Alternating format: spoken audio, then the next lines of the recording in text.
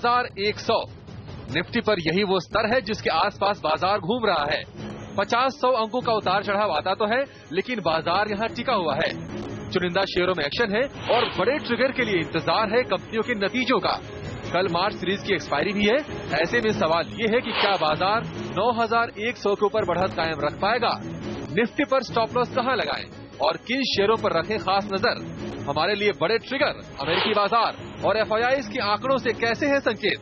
ये सब कुछ बताएंगे थोड़ी ही देर में, लेकिन एक्शन से भरपूर बाजार के नंबर 1 शो की शुरुआत करेंगे सुर्खियों के साथ।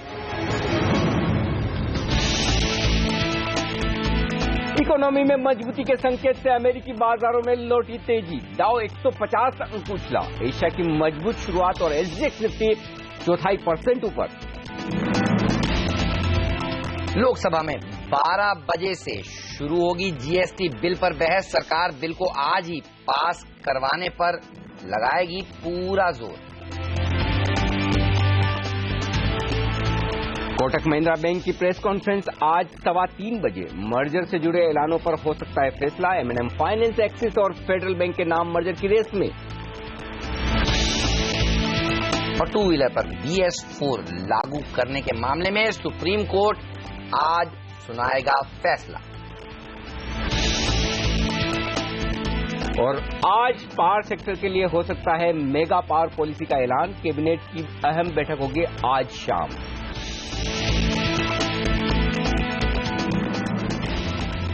एक्सपायरी के ठीक एक दिन पहले ग्लोबल मार्केट्स जबरदस्त मजबूती के माहौल में। एफआईज और घरेलू फंड दोनों की खरीदारी। बड़ा सवाल है कि नए लाइफ हाई की तरफ इसी सीरीज में बाजार बढ़ेंगे और ऐसे में क्या हो आपकी स्ट्रेटेजी, इस पर हमारा खास फोकस। नमस्कार, मार्केट काउंटडाउन में आप सबका स्वागत है। मैं हूं अनिल सिंह। नमस्कार और मैं हूं हेमंत घई और हमारे साथ जुड़ रहे हैं हमारे दो खास मेहमान, PowerMyWealth.com के फाउंडर और सीईओ संदीप फागले साहब, जो हमारे साथ स्टूडियो में शामिल हो चुके हैं।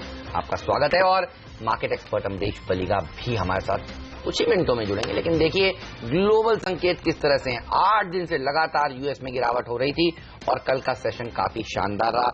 कंज्यूमर कॉन्फिडेंस के आंकड़ों ने दरअसल दम भरा है और इसीलिए आप देखिए अच्छी तेजी डाउ में 150 अंक ऊपर जाकर इसने समाप्ति दी है और इसके चलते दुनिया भर के बाजार खुश हैं।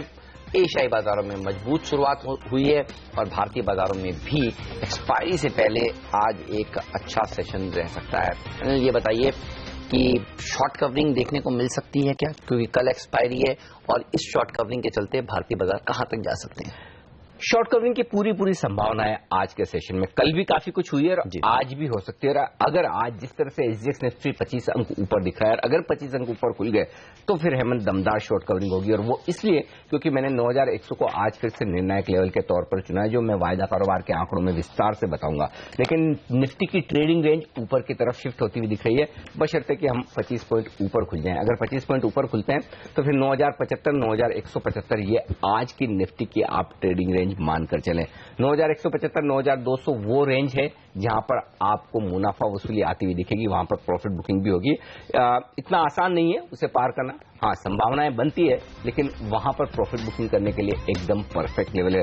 तो 9,100 के ऊपर खुल के टिकने के बाद शॉर्ट कवरिंग होगी, जो पहले 9,150 तक निफ्टी को ले जा सकती है और उसके बाद 9,200 की तरफ। अगर आज ओपनिंग के बजाय क्लोजिंग पर नजर रखें, दो थोड़े से एम्बिशियस लेवल्स मैंने चुने हैं क्लोजिंग के लिहाज से। अगर वो हो जाए तो फिर कल की एक्सपायरी में धूम धड़ाके होंगे और वो है 9,175 का निफ्टी पर और बैंक निफ्टी पर 21,250। अगर ये दो लेवल आज क्लोजिंग बेसिस पर मिले, और मिल भी सकते हैं, कोई बहुत बड़ी बात नहीं। निफ्टी वहां से 75 पॉइंट ही नीचे और बैंक निफ्टी मुश्किल से 100 पॉइंट नीचे। तो अगर इतनी पॉजिटिव क्लोजिंग मिल जाए, ये विश है, और वैसा हो जाए तो फिर आप कल ही जबरदस्त तेजी और बनते हुए देखेंगे।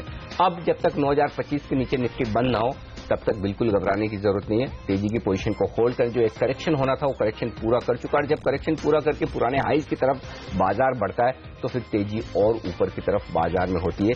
ये संकेत साफ तौर पर मुझे निफ्टी में आज नजर आ रहा है। खरीदे निफ्टी 9,075 का स्टॉप लॉस रखें।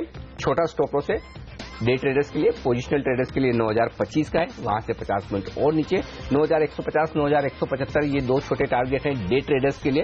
और पोजिशनल ट्रेडर्स के लिए जाहिर सी बात है कि टारगेट्स बड़े बनेंगे। बैंक निफ्टी 2 दिनों से मैं लगातार कह रहा हूं कि आउट परफॉर्म करेगा। आज वो कॉन्फिडेंस कम है बैंक निफ्टी में कि इतनी आउट परफॉर्मेंस आ सकती है। तो बैंक निफ्टी खरीदें, लेकिन थोड़ा ठंडा हो तब खरीदें। 21,150। वैसे तो ये साफ संकेत दिख रहे हैं जो 2 दिन से मैं कह रहा हूं कि निफ्टी के बजाय बैंक निफ्टी से ही लीडरशिप आएगी और शायद नया हाई भी बैंक निफ्टी पहले बनाता हुआ दिखे 21,325 के आसपास का। लेकिन उसके बावजूद अगर थोड़ी सुस्ती मिले, थोड़ी कमजोरी मिले तो बैंक निफ्टी खरीदना ज्यादा सेफ है, क्योंकि इस लेवल पर स्टॉप लॉस थोड़ा दूर बन रहा है और टारगेट छोटे है। टारगेट है 21,350 का और स्टॉप लॉस 21,050 का। तो अगर सुस्ती में मिले तो ज्यादा बेहतर है, और अगर आप ओपनिंग पर खरीदें तो छोटे मुनाफे के लिए ये बैंक निफ्टी पर आय होगी। सेक्टर्स जो मैंने चुने हैं आज के, मेटल्स, जाहिर सी बात है ग्लोबल रिकवरी के साथ 2 दिनों की अच्छी शॉर्ट्स आज कवर होती दिखेगी। मेटल में शॉर्ट कवरिंग का सहारा मिलेगा। Power sector, mega power policy का ऐलान होने वाला है, वहां एक्शन होगा। इन दोनों को अगर आप छोड़ दें तो एक्शन भरपूर अब जो रहेगा आज और कल दो या 3 ट्रेडिंग सेशन के लिए वो होगा स्मॉल और मिड कैप शेयरों में। वहीं पर फोकस करें।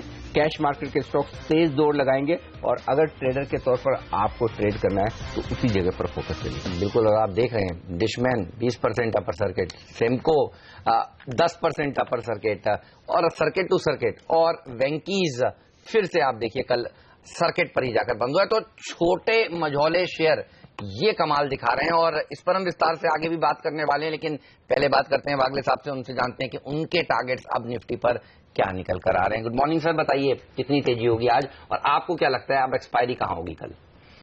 Good morning Hemant. Good morning Anil ji. पहले तो मैं वेंकीज आपने कहा उसके बारे में कह दूं। ओके, आई थिंक सबसे पहले ये आपने खबरों के या न्यूज विश्लेषण के बेसिस पे जो भी है नॉनवेज बैंक के इस पे स्पॉट किया था, मेरे चार्ट्स पे तो कल आया, उसके बाद जब ऑलरेडी एक मुंह आ चुकी थी। और मैंने जो 3 से 6 महीने का 1150 का टारगेट दिया था, मुझे लगता है 3 से 6 दिन में आ जाएगा। ये इस बाजार की खूबसूरती है, जब तेजी का माहौल होता है, इसलिए हम कह रहे हैं मिड कैप स्मॉल कैप शेयरों में फोकस करिए। ये 3-3, 6-6 महीने के जो टारगेट है 3-3 दिनों में आ रहे हैं। सिमको देखिए ना अनिल जी, मुझे ताजुब इसका हो रहा है कि हेमंत ये होने के पहले मतलब ये एस्ट्रोलॉजी भी करता है क्या? चलो निफ्टी की बात करें तो मेरा मानना है कि 9160 का मेरा टारगेट है एक्सपायरी तक, या शायद आज भी आ जाए। एक्सपायरी कहाँ होगी?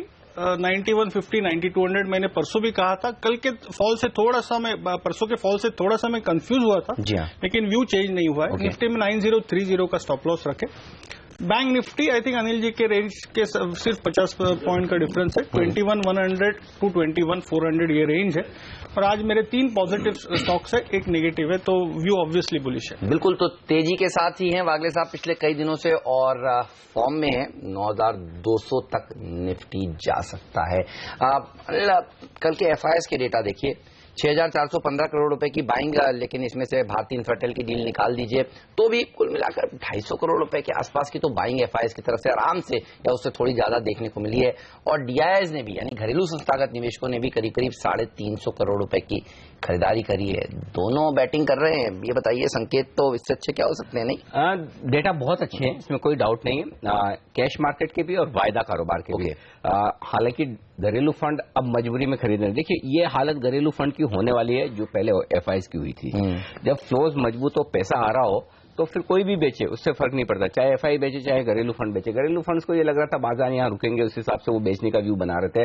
अब अल्टीमेटली उनके बेचने के बाद भी बाजार नहीं गिरा, ठीक उसी तरह से जैसे पहले एफआई बेच रहे थे तो नहीं गिरा था। तो अब उनकी खरीदारी होगी और ये खरीदारी का आंकड़ा सिर्फ कल का नहीं है, अगले 3 दिनों तक, 2-3 दिनों तक मुझे लगता है घरेलू फंड की तरफ से दमदार खरीदारी होगी। और इसी वजह से मैं आज बड़े फोकस के साथ बड़ी स्ट्रांगली ये कह रहा हूं कि अब अगले 2-3 दिन के लिए सिर्फ और सिर्फ मिड कैप और स्मॉल कैप शेयरों पर फोकस कीजिए, वहां पर तेजी बनेगी। दूसरी बात, वायदा कारोबार के डेटा देखिए, कैश मार्केट के डेटा के मुकाबले में ज्यादा बेहतर, ज्यादा मजबूत है। 300 करोड़ के इंडेक्स फ्यूचर्स खरीदे, ठीक है, 300 करोड़ के इंडेक्स फ्यूचर्स एफआईज की खरीदारी एक्सपायरी के 1-2 दिन पहले बहुत बड़ी नहीं है, सिर्फ शॉर्ट कवरिंग है, कोई बात नहीं। लेकिन मुझे जो आंकड़ा बढ़िया लग रहा है वो है स्टॉक फ्यूचर्स का। 850 करोड़ के स्टॉक फ्यूचर्स अगर एफआईज खरीदते हैं तो इसका मतलब साफ है कि जहां शॉर्ट्स उन्होंने बनाए हैं स्टॉक्स में, वहां पर कवरिंग होती हुई दिख रही है। तो भले ही है शॉर्ट कवरिंग, ऐसा नहीं कि एफआईएस का मूड बदल गया, फ्रेश खरीदारी बड़ी करने के मूड में है वो वायदा कारोबार में, लेकिन एक्सपायरी के पहले फिर इसका मतलब संकेत साफ है कि जब ग्लोबल मार्केट्स आपको सपोर्ट कर रहे हो, घरेलू फंड की बिकवाली का दबाव कम हो गया हो, और आपके शॉर्ट्स काफी सिस्टम में है और बाजार कमजोर नहीं हो रहा हो बल्कि नए हाइस की तरफ बढ़ रहा हो, तो फिर शॉर्ट कवरिंग मजबूरी में करनी पड़ेगी। और ये मजबूरी आज भी कम से कम फर्स्ट हाफ में आपको जरूर स्क्रीन पर दिखेगी। हो सकता है सेकंड हाफ में थोड़ी बहुत ऊपरी स्तरों पर 9200 के आसपास प्रॉफिट बुकिंग आए, वो लेवल पार करना इतना आसान नहीं है, वो हो सकता है, कोई फर्क नहीं पड़ता। लेकिन बाजार की स्पीड बहुत बेहतर है, इसी तरह से फ्लोज रहें, इसी तरह से धीमे धीमे बढ़ें, करेक्शन भी आता रहे, जो इंपॉर्टेंट गैप्स होते हैं वो पूरे करे बाजार और उसके बाद फिर से मजबूती दिखाए। ये एकदम परफेक्ट मार्केट है ट्रेंडिंग वाला, जिसमें आप तेजी की पोजीशन लेकर किसी भी भाव में लेकर बैठ भी जाते हैं तो आपके फंसने का खतरा कम है, क्योंकि बाजार किसी भी अहम सपोर्ट लेवल को तोड़ नहीं रहा है। तो डेटा साफ तौर पर सपोर्ट देते हुए नजर आ रहे हैं, इसमें कोई डाउट नहीं। बिल्कुल, चलिए तो डेटा सपोर्टिव हैं और आप देखिए एसजीएक्स निफ्टी भी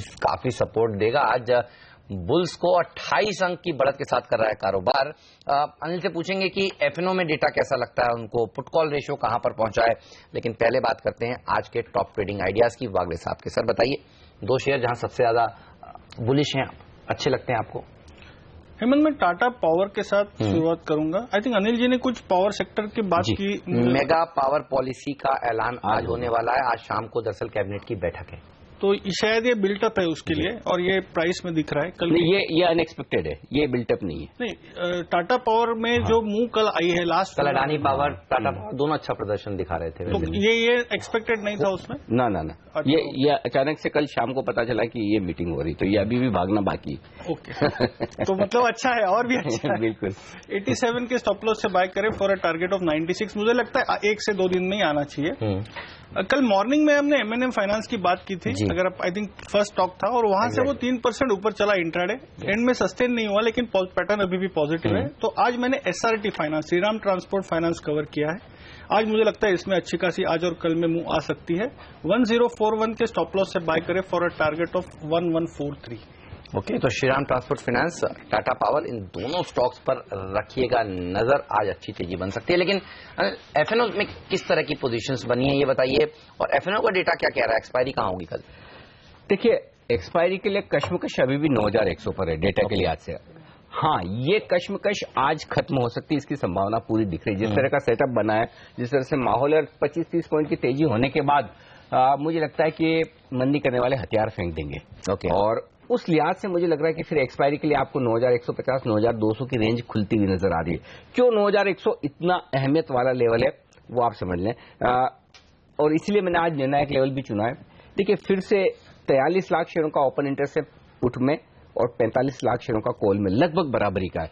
अब एक और वहीं पर हम कल एग्जैक्टली 9100 पर बंद हुए, तो अब 9100 के जिस तरफ आप ट्रेड करेंगे उस तरफ वाले ट्रेडर्स कॉन्फिडेंट रहेंगे। सही बात। और एक्सपायरी के एक दिन पहले डर इस वक्त ज्यादा किसको है?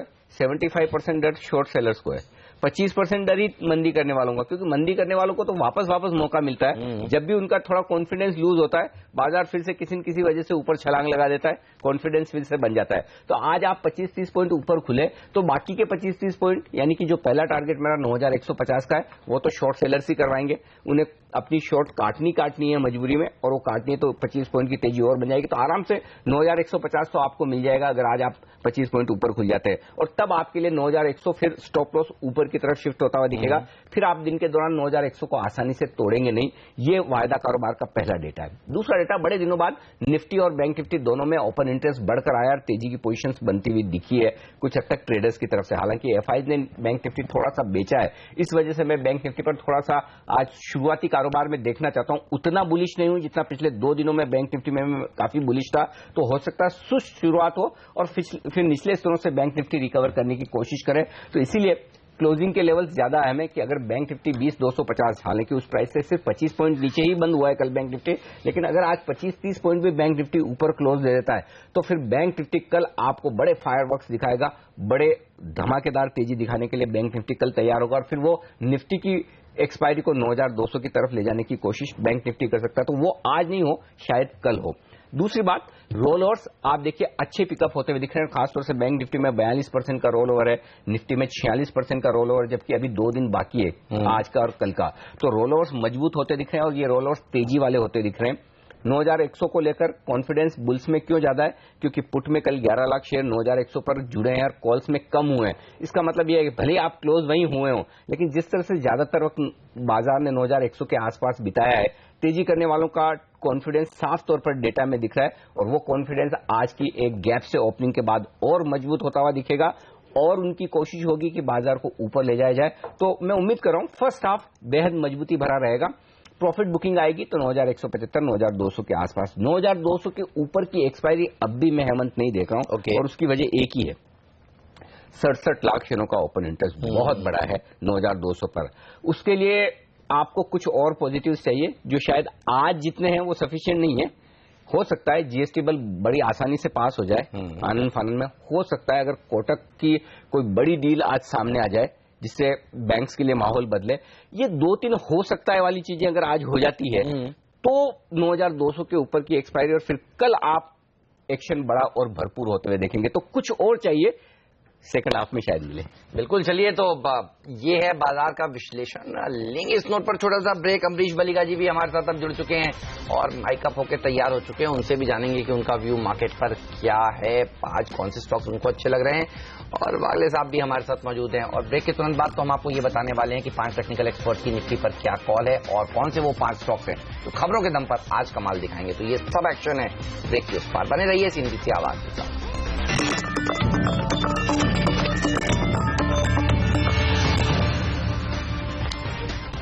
स्वागत है आप सभी का सीएनबीसी आवाज पर। आप देख रहे हैं मार्केट काउंटडाउन। वक्त हो गया अब ये जानने का कि 5 टेक्निकल एक्सपर्ट्स हैं आज निफ्टी को किस तरह से ट्रेड करने की राय दी है। सेमी भौमिक की राय देखिए आपकी स्क्रीन पर तेजी में है और उनका टारगेट है 9200 का, 9055 का। स्टॉप लॉस भी रखें। सेम राय कुणाल सरावगी की भी 9200 का ही टारगेट और स्टॉप लॉस भी 9060 का। तीसरे एक्सपर्ट मनीष शर्मा की राय देखिए आपकी स्क्रीन पर, वो भी कह रहे हैं कि तेजी करनी चाहिए और उन्होंने टारगेट को थोड़ा और बढ़ाया है। 9250 का टारगेट उनका, कह रहे हैं कि 9140 के आसपास खरीदारी करिए, 9070 का स्टॉप लॉस रखिए। 9060 का ही स्टॉप लॉस है अनुज दीक्षित का, लक्ष्य 9180। ए के Prabhakar head of research IDBI capital के, और वो भी कह रहे हैं कि 9200 तक जा सकता है निफ्टी, 9060 का स्टॉप लॉस रखें। तो ज्यादातर एक्सपर्ट 9200 और कुछ 9250 की बात कर रहे हैं।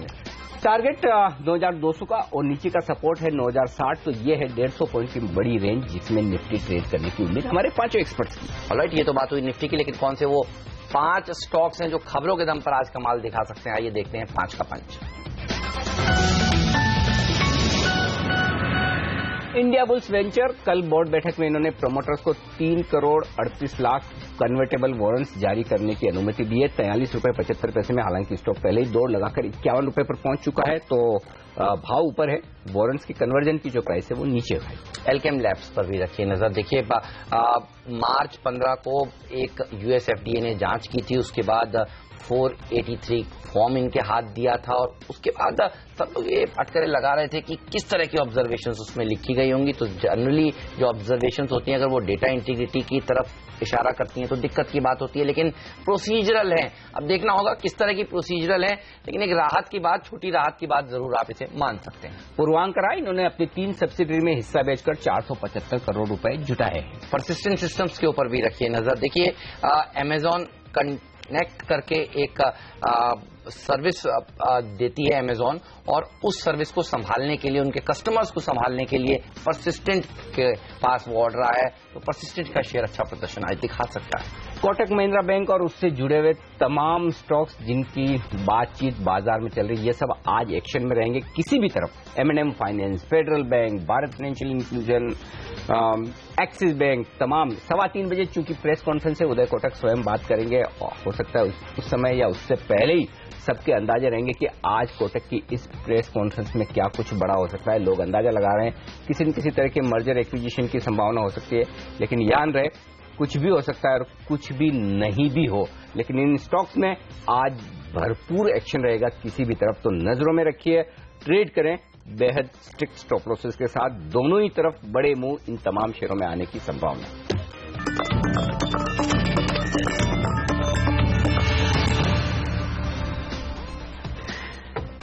हमारे एक्सपर्ट हमारे साथ है, वागले साहब और अमरीश जी भी आ गए अब हमारे साथ स्टूडियो में। अमरीश जी पहले तो ये बताइए अब क्या किया जाए, बाजार में करेक्शन ज्यादा आया नहीं सर, आपको अभी भी उम्मीद आएगा या फिर इतना ही होना था जो हो गया? करेक्शन अभी तक आया नहीं है, पर जब आएगा शायद जोर से आएगा, ऐसे लग रहा है। उम्मीद है भी, उम्मीद तो है, क्योंकि लाइक वैल्यूएशंस काफी एक्सपेंसिव हो चुके हैं। And right now what we are seeing is sector rotation, stock rotation देख रहे हैं लास्ट करीब 2-3 हफ्ते से। और यदि यूएस में टैक्स कट्स फाइनली आते हैं तो शायद इंटरेस्ट वहां पे शिफ्ट होगा, एमर्जिंग मार्केट से शायद एफआईआईज फिर से निकलेंगे। And I think in the month of March it's only FIIs जिन्होंने सपोर्ट किया है market, in addition to HNIs to a certain extent. Or I mean, when we are talking of I mean the earnings for Q4, वहाँ पे मुझे लगता है कि it could even be possibly worse than Q3. वो एक question mark आ सकता है, and that we'll see possibly in the next 2 weeks. दूसरा जो है मानसून का, SkyMet is negative, Met Department positive, so I think it's flipping of coin करना पड़ेगा. So we are not sure about monsoon forecast. GST जब चालू होगा July 1st से, it is bound to be disruptive, at least 1 or 2 quarters. तो वो अभी तक डिस्काउंट हुआ नहीं है मार्केट में. So as and when that happens, again we should be seeing a correction. So overall मुझे अभी लग रहा है कि यहाँ से जो upside है लिमिटेड है. Upside is basically because of liquidity and momentum.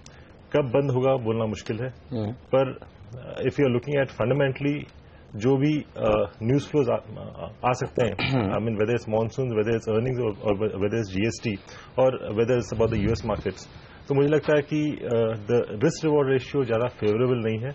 पर ये मोमेंटम चल सकता है, नेक्स्ट 2 वीक्स चल सकता है, नेक्स्ट 3 वीक्स चल सकता है, but I think people should utilise it to book out to certain extent. Alright, चलिए तो मुनाफा वसूल करने के ऊपर फोकस करना चाहिए. लेकिन एक बात और कही अमरीश जी ने, और वो बहुत अच्छी थी, कि सेक्टर रोटेशन हो रहा है. अमरीश जी को कौन सा सेक्टर पसंद है इस सेक्टर रोटेशन में, ये हम आपको बताएंगे कार्यक्रम में आगे. छोटा सा ब्रेक लेने का वक्त हो गया और ब्रेक के तुरंत बाद नियति हमारे साथ जुड़ेंगी, जो बताएंगी आज ब्रोकरेज हाउसेस के रडार पर कौन से स्टॉक्स हैं. एक्शन भरपूर है, देखते रहिए सीएनबीसी आवाज.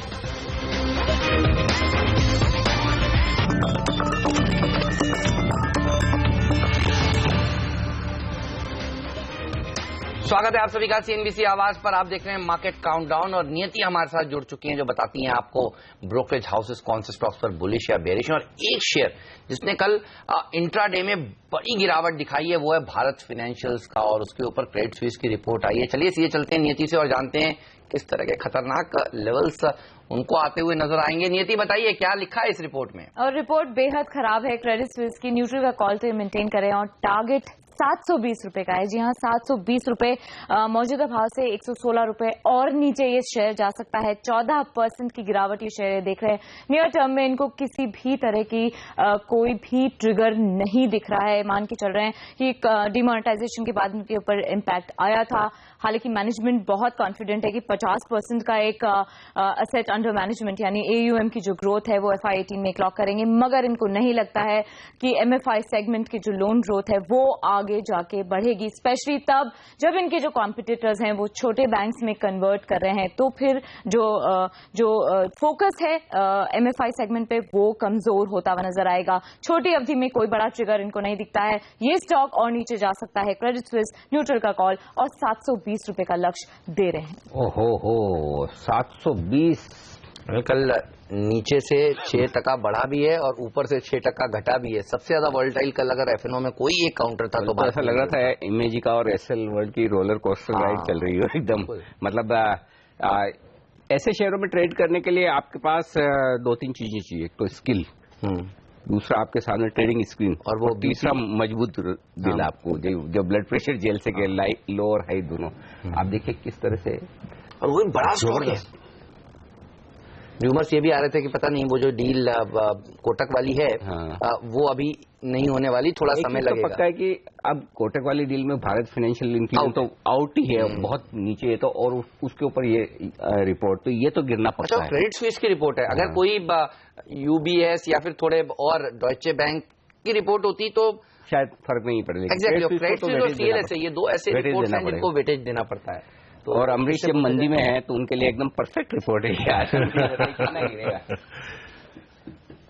देखिए ये तो चला था basically because of the rumours of merger, और यदि वो होता नहीं है it's quite natural that it should drop, क्योंकि we should remember that post demonetisation ये करीब 475 या 500 के आसपास था, वहां से काफी अच्छा चल गया था। So I think clearly profit booking तो होने वाला है। लेकिन इसकी मर्जर की रूमर पहले इंडसइंड के साथ ज्यादा थी, उसके बाद दैट डाइड डाउन, फिर कोटक का बात आया, but clearly I don't expect Kotak to take over any sort of companies or banks at this point of time. मुझे लगता है कि वक्त लगेगा, because still that merger of IndusInd is still going on.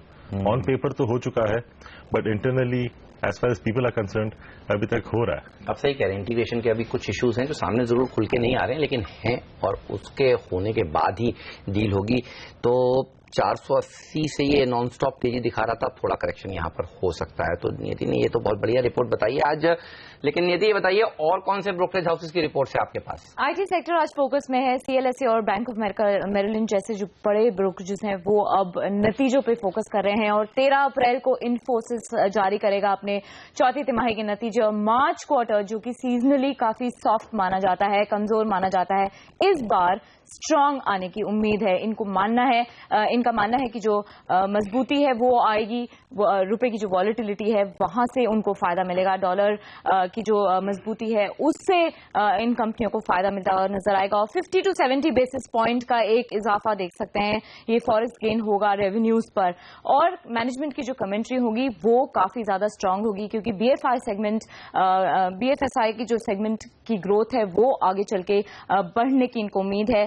सबसे ज्यादा अच्छे नतीजे अगर किसी कंपनी के आएंगे तो वो होगा HCL टेक, जो कि बहुत ही स्ट्रांग अपना कांस्टेंट करेंसी यानी जो स्थिर करेंसी है उसमें रेवेन्यू ग्रोथ क्लॉक करता हुआ नजर आएगा। इसके बाद सबसे अच्छे नतीजे अगर आते हैं तो वो TCS के होंगे। इन्फोसिस हालांकि रेवेन्यू और मार्जिन के फ्रंट पे डिसअपॉइंट कर सकता है, लेकिन मैनेजमेंट की कमेंट्री काफी ज्यादा स्ट्रांग हो सकती है। मान के चल रहे हैं कि 8 से 10% का कांस्टेंट करेंसी ग्रोथ में FY18 का रेवेन्यू गाइडेंस दे सकता है इन्फोसिस का मैनेजमेंट।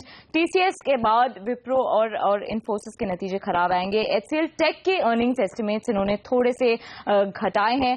HCL टेक और टेक महिंद्रा के जो नतीजे हैं अर्निंग्स एस्टिमेट्स है वो उन्होंने घटाए हैं। HCL टेक और TCS इनकी टॉप पिक्स में शामिल हैं, यहां पे आपको नजर रखनी चाहिए। HCL टेक को सबसे ज्यादा फायदा होगा, नतीजे सबसे अच्छे आएंगे। इन्फोसिस पे Bank of America Merrill Lynch neutral का कॉल दे रहा है। 1050 रुपए का इनका लक्ष्य है, जो कि करंट जो मार्केट प्राइस है उससे 1.5% के आसपास की ही तेजी का है। ये भी 8.5 से 10.5% का कांस्टेंट करेंसी ग्रोथ का रेवेन्यू गाइडेंस देख रहे हैं मैनेजमेंट की तरफ से।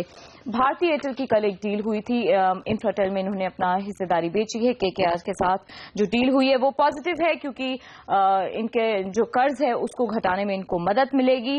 UBS निवेश करने की सलाह दे रहा है। 400 रुपए का इनका लक्ष्य है, मौजूदा भाव से 60 रुपए और आसपास ऊपर। 17% की तेजी ये शेयर दिखा सकता है। किसी भी तरह का कर्ज घटाना कंपनी के लिए बहुत पॉजिटिव होता है। 400 रुपए के लिए आपको निवेश करने की सलाह दे रहा है UBS। और क्रेडिट स्विस आज आउट परफॉर्म की रेटिंग दे रहा है जी एंटरटेनमेंट पे। टारगेट प्राइस इनका 18% तेजी का है। 625 के लिए आपको निवेश करना चाहिए, क्योंकि मैनेजमेंट को FY18 में डिमोनेटाइजेशन का कोई इंपैक्ट नहीं मिल रहा है, और मैनेजमेंट एक्सपेक्ट कर रहा है कि 12 से 13% की ग्रोथ हो सकती है एडवर्टाइजिंग इंडस्ट्री के स्पेंड में। वहां से आपको निवेश करने की सलाह दे रहे हैं। 625 रुपए के लक्ष्य के लिए आपको जी में निवेश करना चाहिए, क्रेडिट स्विस का मानिए। ओके, तो ये है तमाम शेयर जिन पर आज रिपोर्ट्स, और इस रिपोर्ट्स के दम पर क्या एक्शन होने वाला है ये बताने के लिए हमारे साथ दो और एक्सपर्ट तैयार हो रहे हैं। इस वक्त SMC ग्लोबल के डेरिवेटिव हेड नितिन मुरारका हमारे साथ जुड़ेंगे, और साथ ही प्रिसीजन टेक्निकल्स के किरण जाधव भी। छोटे से ब्रेक के बाद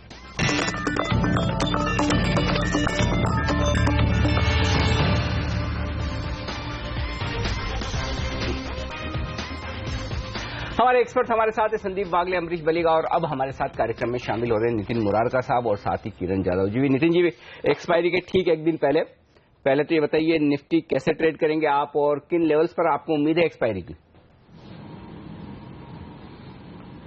देखिए, ओवरऑल अगर आप डेटा देखते हैं तो लॉन्ग रोलओवर्स है। इनफैक्ट जनवरी, फरवरी और ये मार्च सीरीज जो रोलओवर्स हो रही है in line with previous 3 bullish expiry है। लास्ट 3 एक्सपायरी आप देखेंगे तो हाईएस्ट लेवल पे एक्सपायरी हुई थी, जैसे जनवरी अपने हाईएस्ट पे हुई, फरवरी भी अपने हाईएस्ट पे हुई। वैसा ही मुझे समझ में आ रहा है कि मार्च भी अपने हाईएस्ट लेवल पे एक्सपायर करना चाहिए। और जैसे कि अभी करंट मंथ में जो ओपन इंटरेस्ट है वो आउटस्टैंडिंग करीब 1,96,00,000 शेयर का ओपन इंटरेस्ट है और नेक्स्ट मंथ में 1,40,00,000 शेयर का ओपन इंटरेस्ट है। तो मुझे लग रहा है कि जो आउटस्टैंडिंग करंट मंथ का ओपन इंटरेस्ट है, अगर इसका 60% भी रोल ओवर्स होता है तो नेक्स्ट सीरीज हम लोग स्टार्ट करेंगे करीब करीब 2.5 करोड़ शेयर के आसपास। तो पिछले अगर 3-4 एक्सपायरी से आप देखें तो जो बेस ओपन इंटरेस्ट है वो धीरे धीरे बढ़ता जा रहा है, यानी कि पार्टिसिपेशन बढ़ रहा है और ओपन इंटरेस्ट जैसे पिछली एक्सपायरी में हम लोग 2,20,00,000 से चालू किए थे, इस बार हम लोग लग रहा है 2,50,00,000 से चालू करेंगे। ओवरऑल यहाँ पे इंपॉर्टेंट है कि लॉन्ग रोल ओवर्स है या शॉर्ट रोल ओवर्स है, तो स्ट्रॉन्गर हैंड्स की तरफ से डेटा ये निकल रहा है कि ये लॉन्ग रोल ओवर्स है, बाई साइड के रोल ओवर हो रहे हैं। क्यों ऐसा लग रहा है? क्योंकि मंडे को जब मार्केट गिर रही थी उस दिन एफआईज ने काफी स्ट्रांगली रोल ओवर्स किया था। इनफैक्ट उस दिन निफ्टी में करीब 44 लाख शेयर का ओपन इंटरेस्ट करंट मंथ में कम हुआ और नेक्स्ट मंथ में भी अप्रोक्सीमेटली 44-45 लाख शेयर का ओपन इंटरेस्ट ऐड हुआ और ये सारा का सारा जो ओपन इंटरेस्ट नेक्स्ट मंथ में ऐड हुआ ये एफआईज के द्वारा ऐड किया गया। इसका मतलब ये हुआ कि मंडे को जो बाजार गिर रही थी ऊपर के लेवल पे उन्होंने करंट मंथ लिक्विडेट कर दिया और नेक्स्ट मंथ को नीचे के लेवल से उठा लिया, यानी कि उनकी बाइंग एवरेज नीचे की आ गई। अगर आप लास्ट 2 दिन में देखेंगे तो निफ्टी में ओपन इंटरेस्ट करीब करीब करंट मंथ में 80 लाख कम हुए और 60 लाख कम हुए और नेक्स्ट मंथ में 80 लाख ऐड हो गए। तो कुल मिला के डेटा मुझे ये इंडिकेट कर रहा है कि ये लॉन्ग रोल ओवर है और नेक्स्ट एक्सपायरी भी आपको पॉजिटिव मूव दिखा सकती है। अगर आप करंट मंथ का ऑप्शन डेटा देखें तो 91 की कॉल में काफी अनवाइंडिंग हुई है कल के दिन में और 91 की पुट में राइटिंग हुई है, तो वो इंडिकेट कर रहा है कि 91 के ऊपर एक्सपायरी होनी चाहिए और जैसे कि लास्ट 3 एक्सपायरी अपने हाईएस्ट पे कट रही है तो मैं समझ रहा हूं कि 91.50 से 92 की बैंड में एक्सपायरी होनी चाहिए। बट जो नेक्स्ट एक्सपायरी का डेटा है उसमें हम लोग देख रहे हैं कि 9,000 पे पुट राइटर्स एक्टिव हो रहे हैं अप्रैल सीरीज में और 95 में कॉल राइटर्स एक्टिव हो रहे हैं, यानी कि अगले मंथ की जो बैंड मिल रही है वो 9,000 से 9500 की मिल रही है और करंट मंथ में एक्सपायरी की बैंड 91.50 से 92 की मिल रही है। ओवरऑल अगर यहाँ पे ट्रेड करना है तो मुझे लग रहा है कि 9,030 का एक इंपॉर्टेंट सपोर्ट एरिया बनता है जहां से बार बार निफ्टी इस एक्सपायरी में बाउंस बैक करी है, वही स्टॉप लॉस रख के बाय करना चाहिए। ओवरऑल टारगेट 93-9350 का टारगेट मैं नेक्स्ट वीक नेक्स्ट एक्सपायरी में लेके अभी चल रहा हूँ।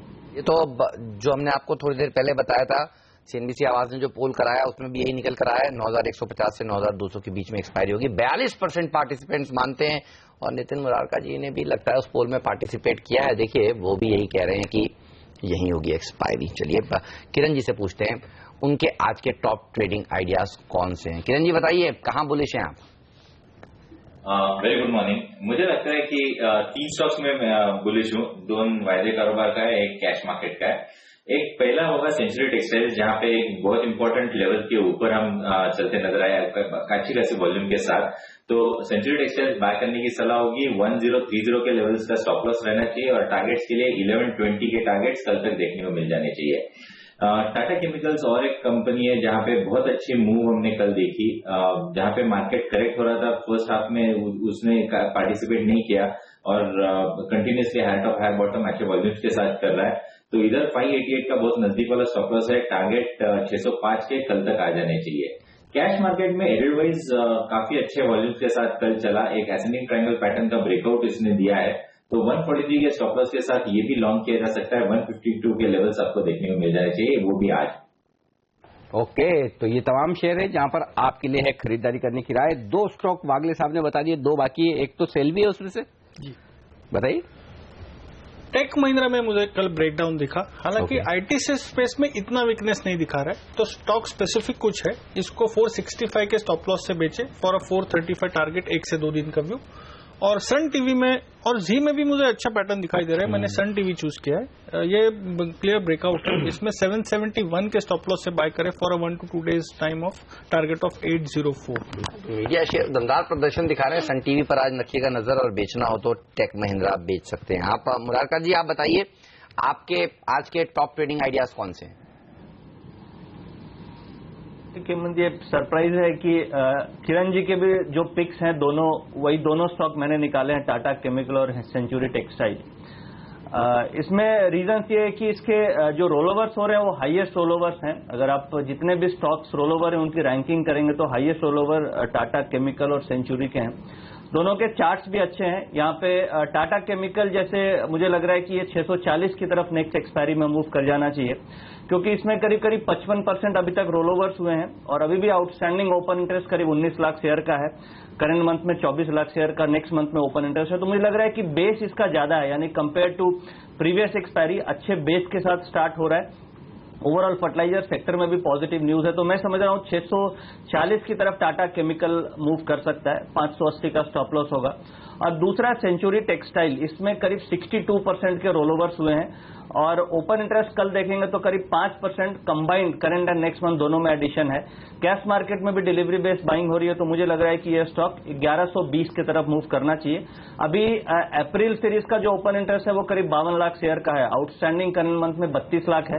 तो मुझे लग रहा है कि रोल ओवर्स अभी होंगे 2 दिनों में, उसमें भी ये स्टॉक ऊपर की तरफ मूव करेगा क्योंकि लॉन्ग रोल ओवर्स हैं। तो मैं समझता हूं कि अगर इस एक्सपायरी में भी हम लोग ट्रेड करते हैं दोनों स्टॉक्स में, तो कम से कम यहां से 2% की तेजी आपको 2 दिन में भी मिल सकती है। तो ये हैं वो स्टॉक्स जहां पर हमारे दोनों ही एक्सपर्ट बुलिश हैं, टाटा केमिकल, सेंचुरी टेक्सटाइल, तो इनके ऊपर रखिएगा जरूर नजर। लेकिन आज नजर रहने वाली है कोटक महिंद्रा बैंक पर। देखिए कल इनकी बोर्ड बैठक है और बोर्ड बैठक में QIP FPO के द्वारा पूंजी जुटानी है। सब लोग यही सोच रहे हैं ये पूंजी जो जुटा रही है बैंक, इतनी पूंजी किसके लिए जुटा रही है? कहीं होस्टाइल टेक ओवर तो एक्सिस बैंक का नहीं होने वाला? Manappuram finance, federal bank, M&M, Karnataka bank का, ये सारे बैंक्स के लेकर भी रूमर्स काफी गर्म है बाजार में। इस सब पर विस्तार से बात होगी, एक एक बैंक पर, NBFCs पर हम आपको कॉल देंगे और चर्चा करेंगे अपने एक्सपर्ट्स के साथ कि आज आपको किस तरह से ट्रेड करना चाहिए, एक्सिस से लेकर कोटक बैंक से लेकर बाकी सारी NBFCs को। तो चर्चा बहुत गर्म होने वाली है। आप बने रहिए CNBC आवाज के साथ। एक ब्रेक लेकर अभी हाजिर होते हैं।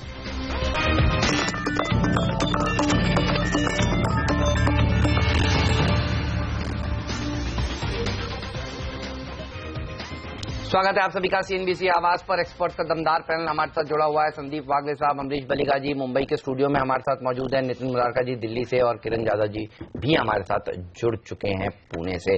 तो एक्सपर्ट्स हमारे साथ हैं और अब बात करते हैं कोटक महिंद्रा बैंक की। ये वो स्टॉक है जो आज सबके रडार पर रहने वाला है और कल का एक्शन देखिए, दिन के निचले स्तर पर जाकर इसने समाप्ति दी है। कल एक बोर्ड बैठक होने वाली है और आज एक प्रेस कॉन्फ्रेंस 3:15 बजे। पूंजी जुटाने पर, पूंजी क्यों जुटाई जाती है? सब जानते हैं, कुछ एक्विजिशन करना हो, कुछ चीज खरीदनी हो या फिर अपनी हिस्सेदारी जो इनको RBI ने कहा है घटाने के लिए। बताइए आपके लिहाज से क्या हो सकता है और कोटक बैंक को आज किस तरह से ट्रेड करना चाहिए? सवाल बड़ा टफ है लेकिन लोग तो जानना चाहते हैं आज ट्रेड कैसे करेंगे। वाकई में बड़ा मुश्किल सवाल है। अब अलग अलग कॉम्बिनेशन हो सकते हैं। समझिए अगर एक्सिस बैंक को खरीदने का ऐलान हो, सबसे बड़ी जो संभावना जिसकी चल रही है, जो कल प्राइस एक्शन में भी दिख रहा था, वो एक्सिस बैंक को खरीदेंगे तो हॉस्टाइल टेक ओवर होगा। उसका प्रयास करेंगे और हॉस्टाइल टेक ओवर के केस में ये एक्सिस बैंक के शेयर होल्डर्स के लिए फायदे की बात है, कोटक के लिए खराब बात होगी क्योंकि उन्हें भाव ज्यादा देना पड़ेगा एक्सिस बैंक जो डिजर्व करता है उससे, क्योंकि एक्सिस बैंक की हालत तो पतली है, उन्हें तो वैसे भी मतलब अगर कोई ले ले तो अच्छी बात ही उनके लिए। तो ऐसे में एक्सिस के लिए बढ़िया होगा, कोटक के शेयर के लिए खराब होगा।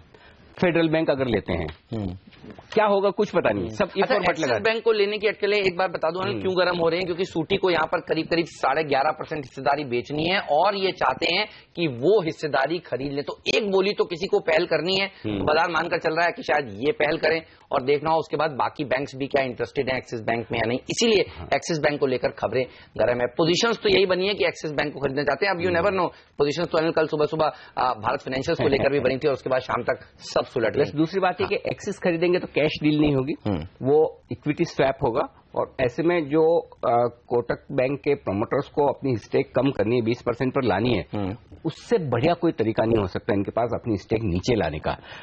अच्छा बड़ा बैंक और एक ही बार में काम हो जाएगा, तो ये एक कोटक बैंक के लिए परफेक्ट फिट होता है अगर होता है तो। अब रहा सवाल दूसरे ऑप्शंस का, M&M फाइनेंस। इसके अंदाजे इसलिए लगाए जाने कि बड़ी दोस्ती है आनंद महिंद्रा साहब की और कोटक बैंक, उदय कोटक साहब की, और जाहिर सी बात है कोटक महिंद्रा बैंक जब बना था इनकी दोनों की दोस्ती की वजह से बना था। अब महिंद्रा साहब का इतना इंटरेस्ट रहा नहीं, वो धीरे धीरे कोटक बैंक से अलग हो चुके हैं और फाइनेंशियल सर्विसेज में भी उनका उतना स्ट्रांग होल्ड है नहीं, उन्होंने बैंक बनाने का इरादा भी छोड़ दिया था M&M फाइनेंस को। तो पूरी संभावना बनती है कि अगर उन्हें एक ठीक ठाक वैल्यूएशन मिले तो वो बेचकर निकल सकते। तो ये डील होती है तो ये दोनों के लिए विन विन सिचुएशन है। स्पेशली महिंद्रा एंड महिंद्रा के लिए ज्यादा फायदे की बात है एम फाइनेंस के लिए। तीसरा है फेडरल बैंक। अगर फेडरल बैंक की डील होती तो इस डील में दोनों ही स्टॉक भागेंगे, कोटक भी भागेगा, फेडरल भी भागेगा, क्योंकि फेडरल बहुत ही बेहतरीन बैंक है। जिसे कोटक लेता है तो कोटक के लिए भी अच्छा है और फेडरल बिकता है तो फेडरल के लिए बहुत कल ही 52 हफ्ते का उच्चतम स्तर इसने फिर से छुआ। बिल्कुल, तो फेडरल हो गया। चौथा है मनापुरम जनरल फाइनेंस। अगर मनापुरम होता है तब भी कोटक के लिए भी अच्छा है और मनापुरम के लिए भी अच्छा है। अब क्या होगा जो भी ऐलान हो या कुछ भी ना हो, लेकिन प्राइसेस तो बाद में आएगी, तो बिना प्राइस का अंदाजा लगाए कि किस प्राइस पर कैसे डील होगी। सिर्फ डील होती है तो ये एक्शन आज हो सकते हैं अलग अलग। भारत फाइनेंशियल इंक्लूजन ऐसा लग रहा है कि रेस से बाहर है, शायद उसके लिए इंडसइंड बैंक या कहीं और ऑप्शन होंगे। कोटक की रेस में वो नजर नहीं आ रहे हैं।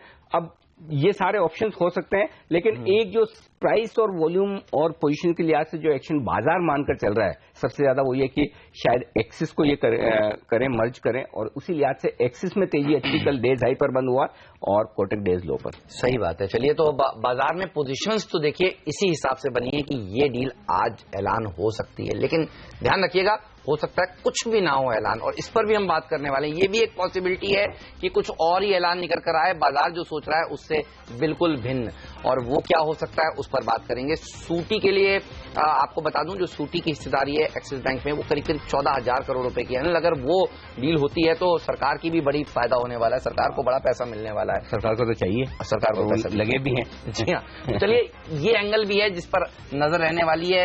इस सब पर बात करेंगे, अपने एक्सपर्ट्स को भी जोड़ेंगे। अमरीश बलिगा जी से पूछेंगे और वागले साहब से पूछेंगे कि आज कौन से लेवल्स इंपॉर्टेंट है। जी हाँ, पहला सौदा की शुरुआत करेंगे। बिल्कुल, ब्रेक के बाद पूरा एक्शन शुरू होने वाला है। रुपए की opening, pre opening session, stock 2020 का अपडेट और 9-15 से भरपूर एक्शन बाजार का। बने रहिए हमारे साथ।